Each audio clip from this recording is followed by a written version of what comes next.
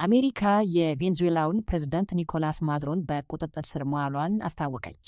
የአሜሪካው ፕሬዝዳንት ዶናልድ ትራምፕ በሰጡት መግለጫ የሀገራቸው ጦር የቬንዙዌላውን ፕሬዝዳንት ኒኮላስ ማዱሮን በቁጥጥር ስር ስለመዋሉ አረጋግጠዋል።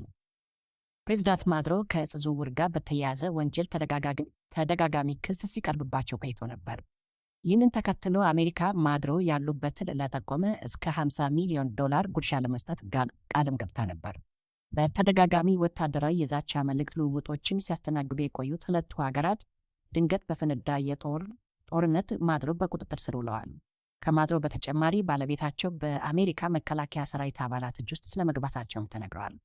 በቀጠናው የዕፅ ዝውውርና ህገወጥ ንግድ ላይ ተሰማርተው የተባሉት ማዱሮ አሁን ላይ በአሜሪካ ፍርድ ቤት ሊዳኙ ወደ ደቡባዊ ኒውዮርክ ግዛት ስለመወሰዳቸው እየተነገረ ይገኛል።